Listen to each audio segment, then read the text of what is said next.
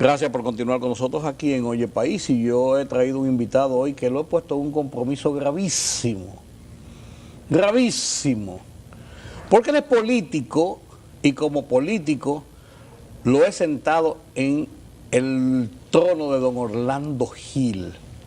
Usted sabe lo que significa un hombre que una vez dice, es una desgracia, es una desgracia. Radamés González, encantado de que estés aquí con nosotros, vocero de los diputados del PRD. Radamés González viene a conversar con nosotros sobre qué está ocurriendo en la Cámara de Diputados en estos días. Hay una serie de situaciones interesantes en el entorno de los diputados, pero previamente yo quiero hablar con Radamés de la parte política. En la parte política, ¿qué está ocurriendo en el PRD de cara a lo que es la convención? Porque ya todo el mundo está, ya el asunto de que si hay una convención o si que hay otros, si que hay unos que van, otros que no van, de que si uno es inorgánico, de que si al otro lo votaron, eso no es lo que ya, eso pasó, Eso pasó, eso fue como el terremoto de Haití hace 3 años, eso pasó. Ahora es restablecer la casa.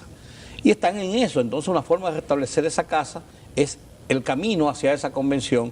Radamés, ¿cómo van esos preparativos? Vimos que hay algunos retrasos quizás por el asunto de la congelación de cuentas en un momento, de que el padrón está a punto de iniciarse. Cuéntanos, tú que estás adentro. Muy bien, muchísimas gracias por darme esta oportunidad y decirte que es más que un compromiso yo sentarme en esta silla. Esto es un lío. Esto es un problema. Sentarme en la silla de nuestro querido hermano. Pero tira para adelante, no te apures. Pero yo voy a ver cómo salgo, ¿verdad? Fíjate, yo creo que esos conflictos que se dieron en principio, gracias a Dios, hoy ya no existen en el PRD. Okay. Y todos los PRDistas estamos convencidos de que tenemos que trabajar para acelerar de una manera que podamos, en el mes de febrero, iniciar el proceso convencional interno. Todos los PRDistas estamos en eso. Ciertamente, el asunto del embargo a las cuentas... Ha perdido 1 año y medio ya, sí, casi 2 años. Sí, pero bueno, sucedió, se ha perdido en el sentido de que no han hecho la labor de oposición o la reorganización del partido después de un proceso electoral. Se ha perdido en ese sentido. Es cierto, es cierto. Pero, gracias a Dios, ya todo el mundo está pensando que en el mes de febrero inicia el proceso convencional. Correcto. Los pasos para la confección del padrón se están dando y cada día salen comisiones a diferentes puntos del país a dar las explicaciones de cómo el PRD debe hacer su padrón para que en una próxima convención ningún partido contrario al PRD pueda incidir en lo que puede ser la elección de cualquier candidato. ¿Qué queremos? Eso es interesante. ¿Qué queremos? Que el PRD tenga un padrón en el que los PRDistas tengamos la capacidad de elegir nuestro propio candidato. Si son 300, son 300 PRDistas. Si son 2 millones, son 2 millones. Lo que sea. Porque hay a veces ese purito de que bueno, la primaria siempre se detecta cuando... Eso es tontería, Pero además, siempre los partidos sobredimensionan su cantidad de militantes. Claro. Y las primarias no va a votar una tercera parte. Una tercera parte. O sea, cuando un partido como el PRD organiza 500,000 militantes, eso es extraordinario. Sí. Entonces, se está haciendo el trabajo, vamos caminando hacia allá, y yo pienso que independientemente de los retrasos que pueda causar el asunto del bloqueo a las cuentas del partido, pero yo creo que se va a seguir dando los pasos para que en el mes de febrero se inicie ese proceso convencional que traerá como consecuencia la elección de una nueva dirección del partido. Miguel Vargas decía textualmente: estamos haciendo todos los esfuerzos para recuperar el tiempo de atraso, ponernos al día y cumplir con todo el calendario programado por la reunión del comité, por la orden de las resoluciones del Comité Ejecutivo Nacional. Se están dando los pasos, se va a iniciar una consulta a todo el pueblo, al PRDista y al no PRDista, de tal forma que nosotros podamos, ese tiempo que hemos perdido en algunas diatribas, poder avanzarlo, como lo hemos logrado en la Cámara de Diputados. Correcto. Hay que decir que yo tengo el privilegio de haber sido electo vocero del bloque de diputados en una elección donde participamos todos los diputados. Sí. Lo de la corriente de Hipólito, lo de Luis, todos, lo de Miguel. Quizás, y mucha gente lo dijo, yo fui uno de los que lo comentó Orlando aquí mismo, que quizás ese fue el primer elemento de que el pasado estaba pasando definitivamente cuando se hizo esa elección. Correctamente. Desde ahí se marcó una especie de la última situación que se pudo dar para que se consiguiera la unidad definitiva que necesita el Partido Revolucionario Dominicano. A partir de ahí se han ido dando situaciones y gracias a Dios en el seno del bloque de diputados del PRD, al margen de que cada quien tiene su simpatía, nosotros nos reunimos permanentemente y la línea que decidimos es la que la mayoría de los diputados decidimos. Pero además, como partido, correcto, en forma coherente. Como partido. Quizás es el único organismo donde se actúa totalmente cohesionado, ¿verdad? Sí, así es, no tengo duda. Pero además, hay que decir que si usted le toma la opinión al presidente del partido, al ingeniero Miguel Vargas, con relación a un tema, y se lo toma a otro dirigente, siempre que sea un tema país, casi siempre coinciden en los planteamientos. Por lo tanto, la dificultad de unidad del PRD no está difícil. Y si hubiera disidencia tampoco es malo. Claro, porque la disidencia eso es propio de la democracia. Hasta buena, aunque sea del mismo partido. Exactamente, propio de la democracia.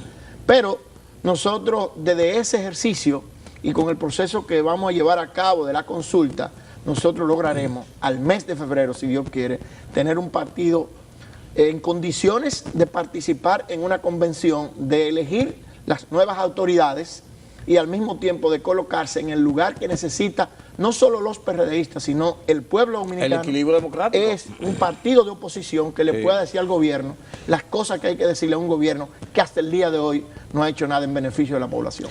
Mira, Radamés, quisiera pasar una pincelada rápido de que hay. La Cámara de Diputados se reconoce que ha dado pasos importantes en estas últimas legislaturas. La Cámara de Diputados, que muchas veces el Congreso, en sentido general, pero la Cámara de Diputados, en el caso específico, ha sido blanco de críticas por apatías, por formas de manejar los asuntos de Estado, por torpezas en la construcción de leyes y resoluciones. La Cámara ha hecho una labor que en la gestión que se dio, que se anunció, que se informó del informe de gestión, se vio que realmente fue productiva. Sí, así es. Y lo que parece ser, por lo que uno está viendo, es que sigue un camino en ese sentido. ¿Qué temas trascendentes, si tú me puedes mencionar 3, están en la orden del día inmediatamente en la Cámara de Diputados? Del Congreso, por la Cámara de Diputados principalmente. Fuera del presupuesto, porque de eso vamos a hablar con detalles. Muy bien. Bueno, evidentemente que la ley de partido es un proyecto. ¿Y se va a aprobar realmente? ¿Se va a discutir? Me da pena decir esto, pero yo tengo que ver a los legisladores del Partido de la Liberación Dominicana votando por este proyecto de ley. Nosotros, mientras tanto, seguimos insistiendo, seguimos diciéndole al pueblo, seguimos diciéndole a los PLDistas la necesidad que hay de tener una ley que venga a ponerle freno al uso abusivo de los recursos del Estado, sin importar el partido que esté en el gobierno. Hoy está el PLD, mañana tendrá que ser el PRD, pero con una ley de partido nosotros podemos lograr que el partido que esté en el gobierno no haga el uso abusivo de los recursos en beneficio de los candidatos de su propio partido. Porque tú eres muy ingenuo, porque dice Leonel que eso es hasta el 36 por lo menos. Entonces imagínate tú. La situación del presidente Fernández en el seno de la población no parece que hasta el 36. No parece eso. De todos modos, nosotros seguimos insistiendo y seguimos diciéndole al pueblo y a todos los dominicanos la necesidad que hay de la aprobación de la ley de partido político. Otro proyecto de ley en el que la Cámara de Diputados tendrá que involucrarse, porque es un mandato de la Constitución de la República, es el proyecto de ley de reordenamiento territorial. Nosotros tenemos mucha dificultad con el problema del aumento de las municipalidades, de los distritos municipales y demás. Eso crea unos líos tremendos. Correctamente, y entonces se está trabajando ese proyecto que yo pienso que en esta legislatura será uno de los proyectos que la Cámara de Diputados, de común acuerdo con el Senado de la República y también con el Ministerio Técnico de la, ahora se llama Economía, Planificación y Desarrollo, estamos llevando a cabo un plan para que ese proyecto pueda salir en los próximos días. Sí, porque eso ocurrió en Puerto Plata, fue fue una cosa como un tollo. En una Puerto cosa. Plata y en varios lugares. Aquel que fue el último, él fue como traumático ahí. Exactamente. Entonces, con esta ley nosotros venimos a poner de alguna manera coherente en todo el país. Correctamente. Entonces, son parte de los proyectos. Cítame otra, Radamés. Bueno, pudiéramos... Así rápidamente, trascendente. Fíjate, en la última sesión se estuvo hablando de la necesidad de nosotros lograr la aplicación de un proyecto de ley que fue sometido por algunos diputados de nuestro partido y algunos PLDistas de la fiscalización de los fondos del Estado. O sea, se hace necesario que nosotros podamos tener una ley que realmente nosotros podamos tener la fiscalización de los fondos del Estado. Como Congreso. Como Congreso. O sea, que son quienes votan, que son los que votan esa ley. Correctamente. Y que parte de nuestras funciones, según la Constitución, es esa, fiscalizar. Pero no tenemos una herramienta, una ley que nos dé la garantía de nosotros poder fiscalizar. Yo pienso que si nosotros logramos estas leyes, estamos continuando el ejercicio productivo que ha tenido la Cámara de Diputados en los últimos presupuesto, porque ese es un tema trascendente de discusión actual y de discusión para las próximas semanas. Correctamente. Mire, precisamente en el día de hoy estamos discutiendo el presupuesto. Lamentablemente este presupuesto tiene algunas dificultades. La primera es que se aplicó, es un presupuesto de 616 mil millones de pesos. Ahora, en gasto de capital solo tiene 102 mil millones. Y en gasto corriente tiene casi 400 mil millones. Es un desequilibrio que es imposible soportar. Pero además, eso traerá como consecuencia que en ninguna parte del país el gobierno pueda hacer una obra de importancia. De ahí que los senadores principalmente son los que han salido en casi con pintura de guerra. Correctamente. Los senadores del partido de gobierno. Que ojalá mantenga esa posición, porque eso traerá como consecuencia que el Ejecutivo se ve en la obligación de enviar un adendum. Se ha hablado de eso, sí. Hoy, por ejemplo, recibimos a las personas del sur profundo. Andan detrás de que se apruebe algo en el presupuesto que tenga que ver con la presa de Monte Grande. Que fue un compromiso del gobierno enviar en el presupuesto complementario 42 millones de dólares. Y en el presupuesto del 2014, 100 millones. Y el presupuesto solo tiene 12.6 millones de pesos. De dólares. Lo que quiere decir que esa es una obra que ni siquiera se va a iniciar. Pero si usted habla también con la gente de Ocoa, usted ha escuchado también la presión de la gente de Ocoa, que se le hizo un tramo cruce de Ocoa hasta el pueblo de Ocoa, otros tramos que llegaba de ahí hasta Rancho Arriba, y que inclusive esa obra está financiada, pero al no colocarse en el presupuesto, entonces lamentablemente la obra se queda hasta ahí. Una de las regiones más productivas que necesita esa carretera para desarrollo como esa. Claro. Entonces, si nos vamos a las provincias del Cibao, por ejemplo, la gente de La Vega, la presa de Guaigüí, se comprometió el gobierno a enviar en el presupuesto complementario también parte y en el presupuesto 2014. Nada de eso. En otras palabras, con el actual presupuesto no se ve absolutamente ninguna obra de importancia. Yo vi una cosa que me pareció muy interesante, y es que van a revisar los fondos y las operaciones reales de las ONG. Sí, yo creo que eso es... Hoy lo discutimos. Y sin yo querer ser abogado del diablo, cuando usted toma la partida de las ONG, tiene 1.500 y tantos millones de pesos. 1.500 y pico, sí. Cuando usted chequea la relación de ONG, es cierto, más de 3.000 ONG. Pudiéramos buscar nosotros, qué sé yo, 200, 300 millones de pesos para la justicia. Sí, porque ahí hay ONG y ONG. Correctamente. O sea, hay que ver tú no puedes comparar centros de rehabilitación o Casa Abierta o Hogares CREA o Liga contra el Cáncer con algunas cosas por ahí que tienen unos nombres hasta estrambólicos. Correctamente. Pero ¿qué resulta? Que en el presupuesto, cuando usted va a esa ONG que no tienen casi nombre, tienen en el presupuesto del año 800.000, 600.000, que para tú conseguir los 100 millones o 300 millones tienes que acabar casi con todas, porque es imposible tú querer decir que hay que quitarle los fondos a una ONG que le asigna unos recursitos, por ejemplo, al doctor Cruz Jiminián. O sea, todo el mundo sabe el trabajo que se está haciendo esa ONG. O sea, hay que ser... Pues te digo, hay ONG y ONG. Sí, para decirlo así, ¿verdad? Correcto. Otra cosa es... Pues eso es importante, porque eso hace mucho que hay que meterle el pico, en el presupuesto actual, en el sector más importante desde nuestro punto de vista para la sociedad dominicana, que es el agropecuario, en vez de aumentarle el presupuesto, se lo disminuyen en casi 4.000 millones. Es el único ministerio donde hay disminución. Claro, pero es una barbaridad en un país que necesita tanto de la agricultura. ¿Qué pasó ahí? Porque el presidente incluso semanalmente ha dado muestras de ir al interior, y principalmente el 80% de la gente con la que se reúne tiene que ver con la producción agropecuaria. Pienso que ahí es que está el problema. O sea, ¿por qué digo que pienso que ahí está el problema? Porque mientras disminuyen las partidas al Ministerio de Agricultura, aumentan las partidas a la Presidencia de la República. Que se manejarían a través de la Secretaría Administrativa. Ojalá que sea mejor, ojalá que sea así lo que yo piense. Mire, el presidente de la República, en los recorridos que ha hecho desde que llegó al gobierno, ha prometido alrededor de 3.000 millones de pesos en los campos a productores pequeños y demás. Principalmente en el sector agropecuario. Ahora, ¿cuál es la dificultad? Si usted pregunta, ¿cuánto han entregado de esos 3.000 millones? Yo no creo que lleguen a 300 millones. ¿Por qué? Y además, ¿y de qué partidas o de qué departamento están saliendo? Correcto. Pero ahora, ¿por qué no se lo están entregando? Porque cuando el presidente lo ofrece, que lo manda donde los funcionarios que tienen que darle cumplimiento a esa orden, esos funcionarios le exigen a esos productores los mismos requisitos que le pueden que le exigen a usted para ir a buscar un préstamo al banco.